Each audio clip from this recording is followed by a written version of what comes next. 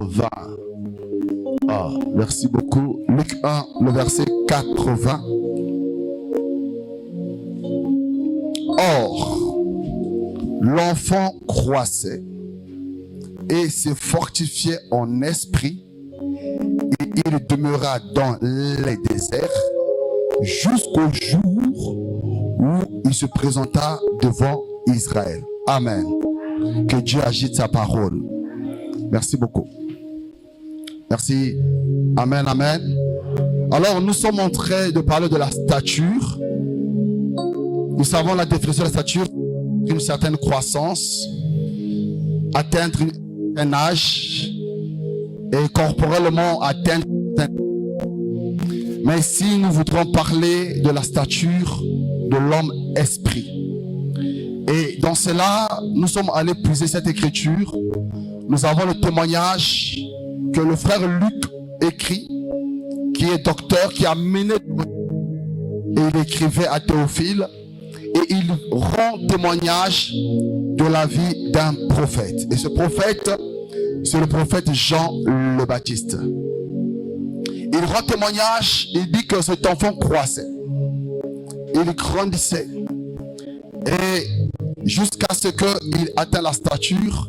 Et cet enfant était dans le désert, dans les déserts. Le Jean-Baptiste, il était dans le désert jusqu'à ce qu'il se présenta devant Israël. Mon enseignement tire sur il se présenta devant Israël. Alléluia. Alléluia. C'est-à-dire, ici nous avons compris que Dieu a pris le temps avant de présenter Jean devant les gens. A formé Jean dans le secret avant qu'il se présente devant Israël. Vous devez comprendre que de Jean, de Malachie jusqu'à Jean, nous avons 400 ans de silence de Dieu. Alléluia. Le dernier prophète qui apparaît en Israël, c'est Malachie. Donc il y a un grand silence de Malachie jusqu'à Jean le Baptiste. Nous sommes à 400 ans. Là où Dieu, Israël, là où il y avait... Et le peuple était qui parle, le peuple attendait qui parlera de la part de Dieu. C'est que nous comprenons le calendrier de Dieu quand il commence à parler. Alléluia. Parce que le calendrier de Dieu était le même aussi pour Israël en Égypte. Les 400 d'Israël est compté par rapport au dernier prophète qui est Joseph, qui a prophétisé sur eux, et jusqu'à ce que Moïse apparaît, nous avons 400 ans. Donc le silence de l'absence, j'allais dire, d'un homme de Dieu arrête l'action de Dieu parmi les hommes. Or, quand nous parlons de Moïse, Moïse a deux dimensions. Il y a Moïse que l'Écriture rend témoignage. Moïse dit, compris qu'il était. Il est encore dans le palais royal, mais il fait le choix de prendre le côté des Juifs. Là, c'est Moïse qui grandit en âge. Il se lève en âge, il défend un Israélite. Mais quand il se sépare, il fuit. Dieu commence à travailler en Moïse, afin que le Moïse qui défendait Israël dans la chair, qu'il ne fasse pas dans la chair, mais qu'il le fasse dans la stature de Dieu. Alléluia. Donc il est possible que nous commençons l'œuvre, l'engagement, cependant Dieu a encore un travail de faire dans notre vie. Donc Moïse, quand les frères l'ont posé la question, qui t'a établi parmi nous, il voulait dire à Moïse, parce qu'un juge c'est celui qui a la taille du peuple. Un juge est au-dessus du peuple. On dirait un juge, un magistrat, c'est la tête. Donc celui qui est au-dessus du peuple. On voulait dire simplement, tu n'as pas atteint la statue pour que tu nous juges. Mais quand il est parti, quand il a rencontré le buisson ardent, ce même Moïse, il est revenu. Alors ce n'était plus le même. Il revient avec la taille que Dieu lui a donnée. Cette taille, c'est que Dieu l'a divinisée. Alléluia. Alléluia. Il est sorti un frère qui a fui. Mais quand il revient, c'est un Dieu qui vient devant Pharaon. Je voulais dire simplement que le ministère, l'engagement de Dieu dans une vie d'une personne, Dieu le divinise et Dieu l'introduit dans une saison. Qu'un ministre reconnaisse ce matin qu'il qu'il a été appelé pour une période, pour introduire une saison dans son ministère et dans le peuple que Dieu lui a donné. Dans son message, il doit servir de canal d'ouverture, que Dieu ne peut pas appeler une personne sans lui donner le mandat d'inaugurer une saison avec lui. Alléluia. Donc le travail que Dieu a fait avec Moïse, ça a coûté 4. Donc Israël a souffert pendant 4 siècles du silence de Dieu. Et Israël aussi a souffert pendant 4 siècles après Malachie du silence de Dieu. Mais celui qui apparaît, il ne sort pas partout, il sort du désert. Il a la taille, la stature, et il parlait des hommes. Et j'annonce que quand il part, il n'a pas de spot publicitaire.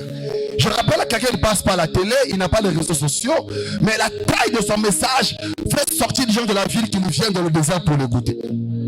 C'est-à-dire celui qui a maturité, son message le précédera. Son message aura de l'écho, son message aura de la voix. Donc si notre église souffre, nous avons le problème de la taille de ceux qui parlent. Un ministère authentique et par rapport à l'écho de son message, mais pas au miracle surnaturel. L'écho de son message, valeur du message, le message qui transforme, qui peut attirer des gens de loin qui viennent à lui et qui les impacte, parce que son message c'était de parler sous la repentance, emmener un nouveau vent, une nouvelle vie à un peuple qui était concentré à une loi, à un système, à un dogme de Moïse. Ils ont une culture, mais il vient avec un message pour leur annoncer qu'il y a quelqu'un qui viendra. Je voulais dire simplement un homme de Dieu, si ton message n'est pas capable de changer d'identité, alors tu dois revoir ton appel. Si tu ne peux transformer, on doit revoir l'appel. Parce que Dieu nous appelle pour faire transformer. Sachant qu'il nous a transformés dans le secret. Sachant qu'il a impacté, il a investi en nous ce qu'il faut. Ainsi nous pouvons parler devant les hommes. Je suis en train de parler que Joseph se présenta. Jean le Baptiste se présenta. Donc, il ne se présenta pas dans la ville, mais il se levait dans le désert et les gens commençaient à venir à l'écouter. Je ne suis pas contre la promotion, je fais moi-même ce métier de communicateur. Pour vous, je suis communicateur, mais je voulais dire à un ministre, ne base pas le ministère à la communication. Ça soit un ajout, pas un fondement. Parce qu'on peut investir dans la visibilité, on peut investir à être connu. Cependant, quand nous serons connus, ce que nous avions devant nous n'influencera pas les gens. Or, si bien qu'on n'a pas les moyens qu'il nous faut pour être visible, mais si nous avons ce qui répond aux besoins, bien aimé dans le Seigneur, le message te précédera comme j'ai dit tantôt, et ce qu'il fera dans la vie des gens parlera plus que de façon sur Facebook, sur YouTube, parlera plus parce que les vies seront transformées et le co ira de maison en maison, de famille en famille, et la nation reconnaîtra que oui, parce que je nous fais dans cette nation. Je prie le Seigneur que Dieu suscite cela. Je prie le Seigneur que cette voix porte dans cette nation. Je suis en train de prier le Seigneur que dans cette nation, qu'une voix parle, même au sommet des montagnes, même derrière les montagnes, mais que les autorités s'inclinent par rapport à cette voix. Alléluia. Que le Seigneur nous bénisse. Que le Seigneur nous bénisse. Ainsi, je connais un guerrier, un grand esprit, un homme au loin, un homme qui a commencé sa carrière par la guerre, un vaillant héros, auquel même Dieu a reconnu, malgré toute sa bonne volonté, Dieu dit tu ne peux me bâtir parce que tes mains portent de sang. Il s'agit de David. L'homme selon le cœur de Dieu. Mais David dans son parcours, il m'a donné une sagesse. David m'a fait comprendre qu'il ne craignait pas les guerriers, qu'il ne craignait pas les hommes de guerre, parce que les stratégies de guerre, on avait. Mais j'ai vu David trembler devant un homme qui a de la sagesse et de l'intelligence. Nous allons voir la valeur présente. Lisons une écriture. Allons-y dans 1 Samuel 15, 2 Samuel 15, 31.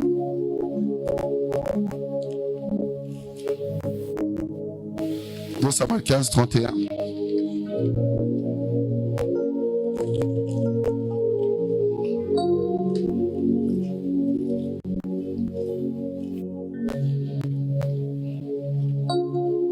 Je suis vraiment après le temps, parce que le deuxième orateur est parmi nous. 2 Samuel 15, le verset 31.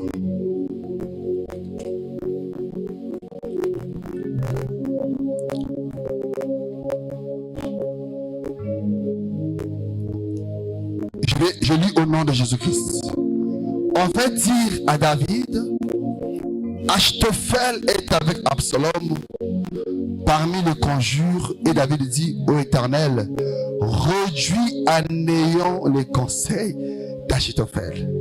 Verset 32. Lorsque David fut arrivé au sommet. Donc je prends le verset 34. 33. David lui dit, si tu viens avec moi, tu me seras à charge. Et au contraire, tu annonceras en ma faveur les conseils d'Achitophel.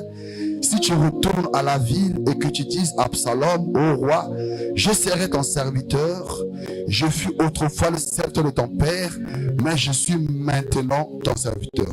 Les sacrificateurs, Tzatok et Abiathar, ne seront-ils pas là avec toi? Amen. Alléluia. Alléluia.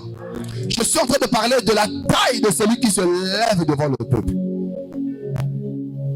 Ici, nous sommes à une période de crise dans le règne de David qui est causée par son fils Absalom. Absalom se lève contre son père et David dit, je ne peux me battre comme mon fils. Il décide de quitter Jérusalem et il partait avec assurance sans qu'il s'inquiète. Mais on vient dire à David, et voici il y a Achitophel maintenant qui se retrouve au camp d'Absalom. Et David manifeste alors la grande inquiétude. David manifeste la faiblesse qu'il peut avoir face à un homme Achitophel qui n'est pas un guerrier. Face à un homme Achitophel qui est mais pas un conseil n'importe lequel, un conseil de taille. Lisons une écriture qui le concerne. Alors dans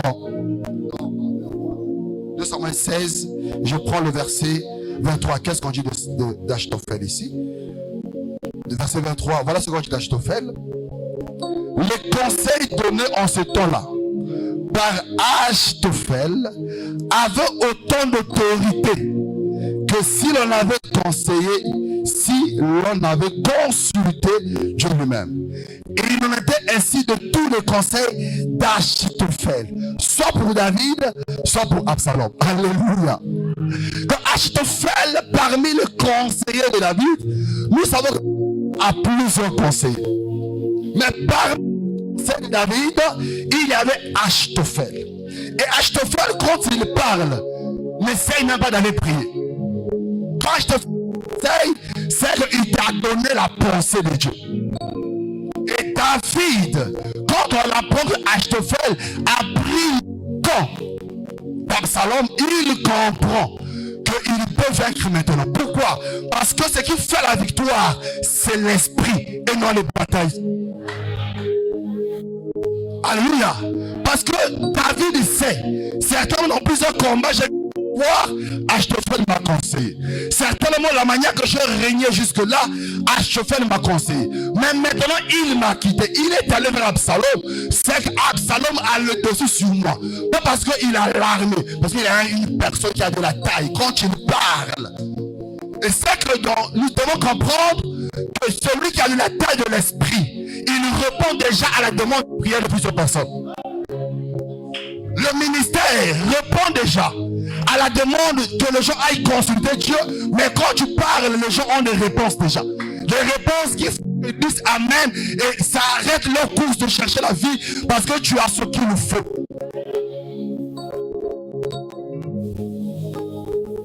Achitophel était là. Et qu'est-ce que David dit? Il dit, écoute-moi. David s'éloigne du sacrificateur. Il se sépare d'un conseiller. J'ai dit non, tu me seras pour rien. C'est-à-dire, là, je n'ai pas besoin encore de conseiller. Là, je n'ai pas besoin de sacrificateur. Là, ce que je veux, allez-y vers cet homme. Allez-y contredire ses conseils auprès de mon fils. Il engage deux souverains, deux sacrificateurs pour aller réduire le conseil d'un homme. Parce que s'il parle et Absalom l'écoute, il va vaincre. La taille d'Achitophel, c'est la taille qui fait peur au roi. La taille du conseil, du message d'Achitophel, c'est la taille qui fait trembler le roi. Un homme qui peut être dans le secret. Un jour, le roi de la Syrie s'inquiète et dit, mais comment on est en train de nous gagner tout le temps?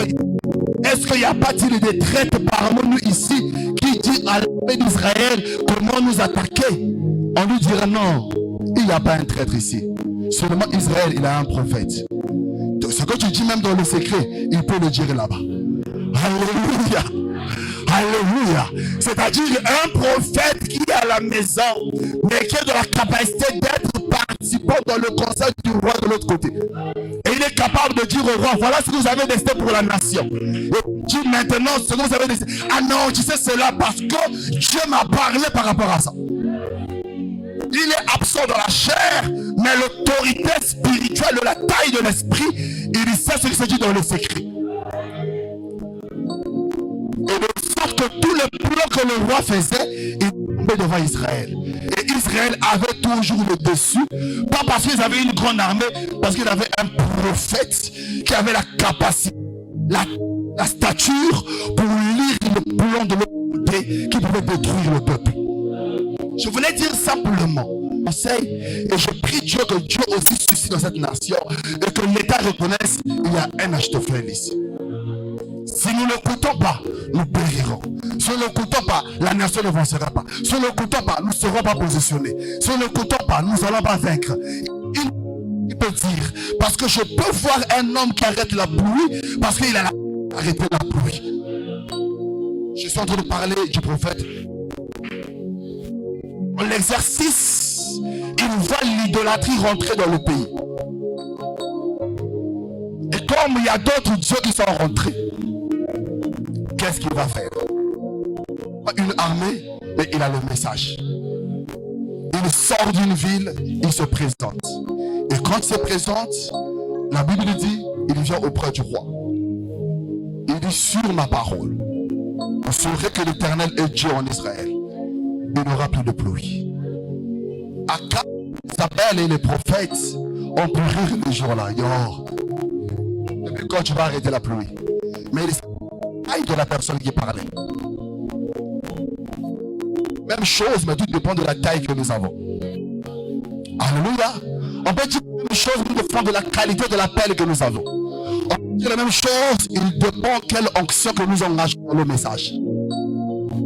Même chose, mais pas pour le même résultat. Et toujours quand il parle, les résultats sont palpables dans le temps même. Dans le temps même. Il y a des ceux qui peuvent annoncer des choses à venir. Il y a des ceux quand il parle, le temps est engagé, Dieu est engagé. Et la nation et les hommes peuvent remarquer, voici un homme à parler. Je suis en train de prier Dieu. Est-ce que Dieu peut susciter cet homme dans cette nation? Seulement dans cette église, nous sommes ici, que Dieu nous donne une telle personne. J'ai envie que même dans ton ministère, là où tu exerces, que les enfants remarquent, il faut que tu parles, la chose s'accomplisse. Que les enfants voient que notre Père, dès qu'il parle, le ciel est ouvert, dès qu'il parle, la végétation même accompagne les paroles de notre Père. C'est la taille de la stature, l'onction qui accompagne l'homme au coin. Il est bien de faire toutes ces choses, d'organiser des conférences. Il est bien de faire ces choses. Mais seulement, si seulement dans ces conférences, ça touchait l'esprit. Et ça donnait une taille à chacun de nous. Une taille à un ministère. Qui qui de l'ordinaire pour rentrer dans l'extraordinaire, pour nous opérer dans la dimension surnaturelle. Parce que le monde attend, le Congo attend, les nations attendent la manifestation du Fils de Dieu. Et que celui qui est porteur de l'onction manifeste l'onction. Celui qui est porteur du message de réforme emmène la réforme. Celui qui a un message qui peut incliner le cœur de Père au Fils emmène le message qui incline le cœur. Celui qui est capable de toucher le roi parce qu'il veut reconnaître, tous les prophètes ne touchent pas le roi. Tous les prophètes ne touchent pas le roi.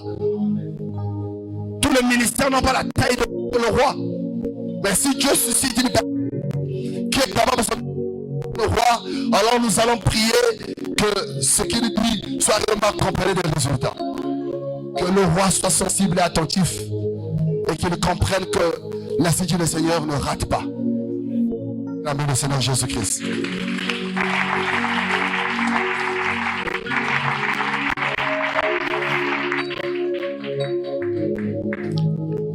Ainsi, comme nous disons à la loi au témoignage, je vais prendre un ami, un frère, un apôtre, l'apôtre Paul que nous aimons tant, notre apôtre, l'apôtre des nations. Je suis au Acte 26. Il a aussi expérimenté quelque chose et nous allons comprendre ce qui fait les résultats du ministère de ce grand temps. Acte 26, je prends le verset 19 et le verset 29. Je prends le verset 16 et 19 et le verset 29. Ça se dit, mais lève-toi et tiens-toi sur tes pieds, car je te suis apparu pour t'établir ministre et témoin des choses que tu as vues et de celles pour lesquelles je t'apparais. Verset 19. Il dit ceci. Il dit, en conséquence, roi Agrippa, je n'ai point resté à la vision céleste. Il dit au roi Agrippa, à ce point, au roi, je n'ai point résisté à la vision céleste. Et ce que j'aime, c'est le verset 29. J'aime bien ce verset. Faut que je lise pour toutes. Il dit ceci. Le roi Agrippa dit ceci, verset 29. Il dit, Paul répondit, non, Agrippa lui dit, verset 28, et Agrippa dit à Paul, tu vas bientôt me persuader de devenir chrétien. Alléluia. Ici, c'est l'apôtre Paul qui est accusé, qui est en prison, qui est dans les loges, dans les geôles plutôt. Et il devrait apparaître devant le roi Agrippa pour se défendre par rapport à son appel, à son apostolat et à sa mission. L'apôtre Paul, il est de l'école de Gamaliel. Il sort de l'école de Gamaliel, un pharisien, connaissant et sachant de la loi. Mais le jour-là, quand il se présente devant Agrippa, il met en évidence son apostolat. Il ne parle pas, il écrit dans Romains 9, je suis de la tribu de Benjamin. Il explique dans Romains 9 qu'est-ce qu'il est, les patriarches, c'est la descendance. Il connaît bien ça.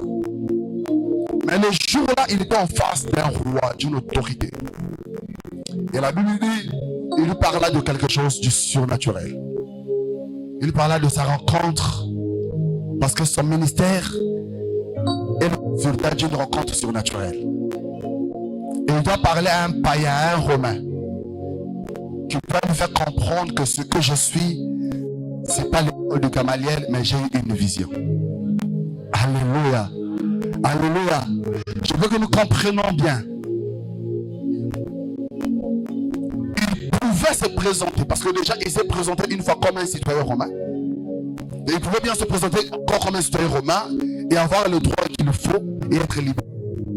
Mais ce jour-là, il dira alors, Agrippa, j'ai eu une vision.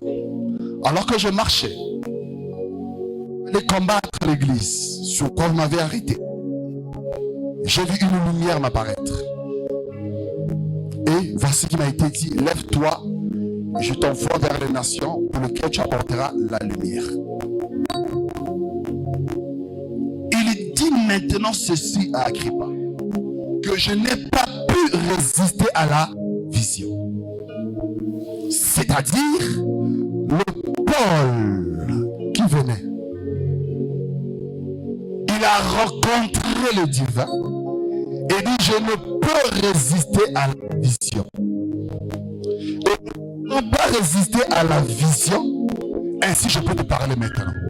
C'est que Paul présente à Agrippa le surnaturel. L'authenticité de l'appel qui ne sort pas d'une théologie, mais qui sort de la rencontre avec le surnaturel. Paul, son ministère, il présente qu'il est témoin du surnaturel. Et il présente maintenant à Agrippa. Et quand il parle de ces choses, la Bible Agrippa, son cœur commençait à bouger. C'était tellement vrai, authentique. Et Agrippa regarde autour de lui et il pose la question. Il dit, j'ai peur que tu commences à me persuader. Alléluia. Alléluia. C'est-à-dire Paul est arrivé à toucher le cœur de Gamaliel, d'Agrippa, pas avec la loi de Moïse, pas avec la lettre, mais avec l'explication du surnaturel. Avec l'authenticité de son appel, et il lui donne le message que Dieu lui a donné, c'est celui d'aller vers les nations et annoncer aux nations la lumière. Et c'est sous quoi je me retrouve dans les prisons. Il dit ceci, bien que je sois emprisonné, mais la parole que j'ai n'est pas prisonnière. Bien que dans les chaînes, mais le message n'est pas dans les chaînes. Bien que pauvre, mais ma parole n'est pas pauvre. Bien que moindre, mais le message que je porte n'est pas moindre. Bien que rien dans la société, mais ce que je porte n'est pas rien. Bien absent parmi les hommes, mais ce que je porte peut me présenter devant les hommes. Le roi Agrippa dit, tu vas me convaincre bientôt. J'ai peur que je sois persuadé. Bon, tu es en train de me convaincre là, j'ai peur que je devienne chrétien.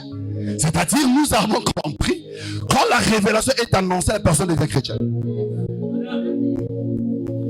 Esther est présente dans une dimension, le cœur s'incline, j'allais dire. Le cœur s'incline, ça fait tomber toute la science. Parce qu'Agrippa n'est pas n'importe qui. Tu ne peux pas avoir la renommée reconnue, être représentant de la grande Rome à l'époque Italie, si on ne s'assure pas de beaucoup de choses au préalable. Les Romains n'envoyaient pas n'importe qui.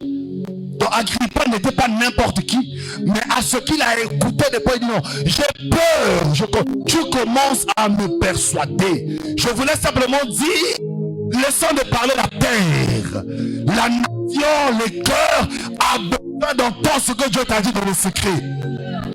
Ce que Dieu t'a dit à votre rencontre, quand cela sortira, moins d'efforts, le cœur va s'incliner. Moins d'efforts, les autorités regarderont vers l'église. Quand nous parlerons un langage céleste, ce qu'il ne peut pas comprendre avec ses études, ce qu'il ne peut pas, il se posera la question, d'où sort cette intelligence, d'où sort cette connaissance. Il aura le goût de t'entendre encore et encore. Je prie le Seigneur. Alors je suis dans l'ouverture des clores. Alors que nous parlons de la stature qui n'a rien à voir avec nos richesses, qui n'a rien à voir avec la renommée. Parce qu'on peut avoir la renommée, mais être un petit esprit. On peut acclamer des hommes, mais être un petit esprit.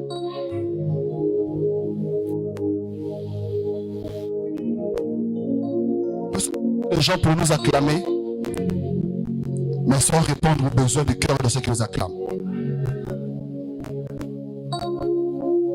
Les gens peuvent nous accompagner, peuvent être là pour nous écouter, sans aussi être possible de transformer leur vie. Mais nous croyons que Dieu ne peut pas élever une personne sans lui donner toutes ses capacités possibles.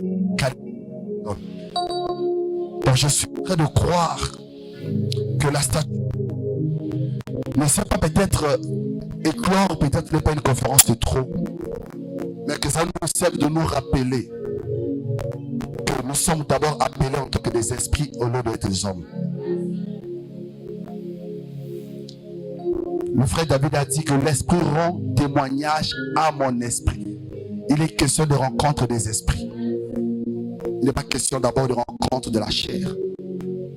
L'esprit rend témoignage à mon esprit, je suis enfant de Dieu. Quand ce témoignage est accompli, il est fait. Alors la stature commence. La croissance commence. Et quand la croissance atteint une certaine dimension, Dieu te dira, je peux te présenter devant les hommes. Parce que Jean le Baptiste est apparu au temps que Dieu avait voulu qu'il apparaisse. Il n'est pas sorti avant, il n'est pas sorti après. Il est sorti au temps que Dieu avait fixé, que celui qui devait préparer la venue du messager devrait être présent en cette période. Je voulais simplement dire aussi à quelqu'un, on peut avoir un message, on peut avoir un appel sans lire le temps auquel on doit parler. Une fois nous étions quelque part, je retiens ce conseil de Dieu. Un apôtre, un ami avait fait commencer à me prêcher et un appel dehors pour me dire ceci: ce qu'il dit est juste, mais il y a la taille de son ministère qui est en jeu. C'est-à-dire, ce qu'il dit est juste, mais sa taille, ce qu'il dit ne pèsera pas. Je sais pas si quelqu'un a compris. Alléluia. Et j'ai gardé ce conseil. Quelquefois, avec un bien-aimé, on dit, papa, on a un problème de taille, qu'on croise d'abord. On peut connaître aujourd'hui, mais aujourd'hui. On peut avoir la connaissance, les prophéties, mais ne pas le dire aujourd'hui. Aujourd'hui, tu n'es pas appelé à être écouté aujourd'hui. Tu es capable suffisamment investi pour que tu parles maintenant. Donc Dieu travaille d'abord.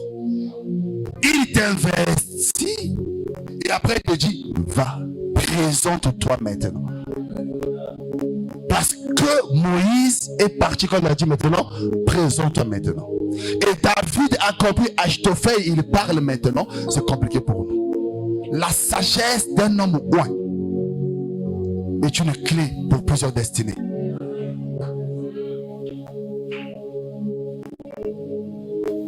La sagesse d'un homme ouin est une clé pour plusieurs destinées. La parole d'un homme établi est une piste pour faire devenir plus. C'est-à-dire, c'est une piste. Ceux qui écouteront marcheront sur son message pour devenir ce que Dieu a prévu pour eux. Ah, merci pour ceux qui acclament le Seigneur.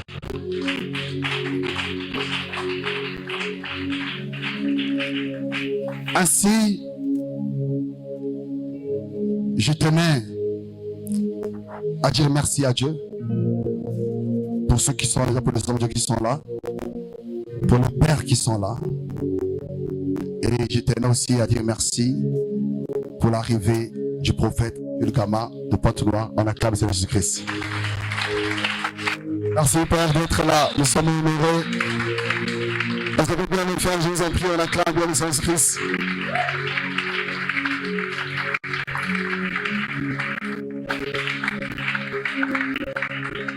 Le prophète Ulkama est notre intervenant principal, et moi et mon frère nous servirons pour ouvrir parce que nous voulons l'écouter aussi, qu'il nous bénisse. Alléluia. Si pour nous nous allons prier.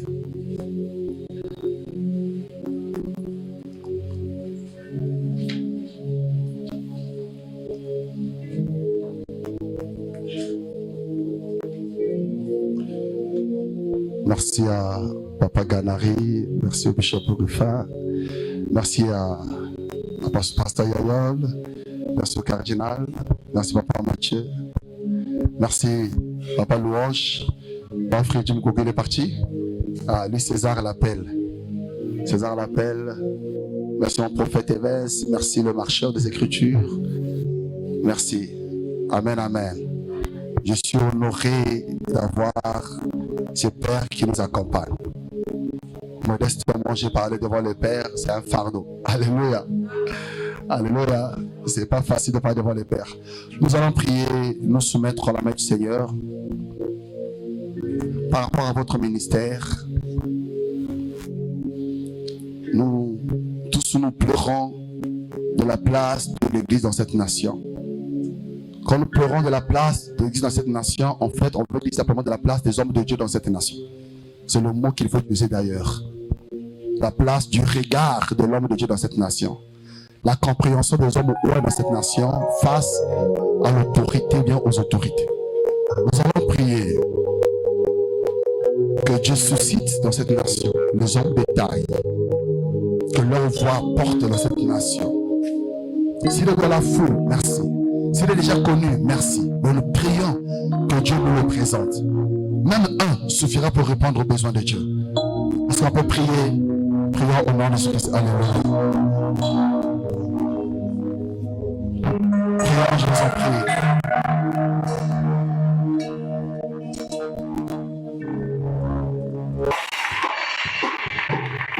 Bonjour, bonjour, j'espère que vous allez bien. Alors, nous sommes ici au premier jour de la grande conférence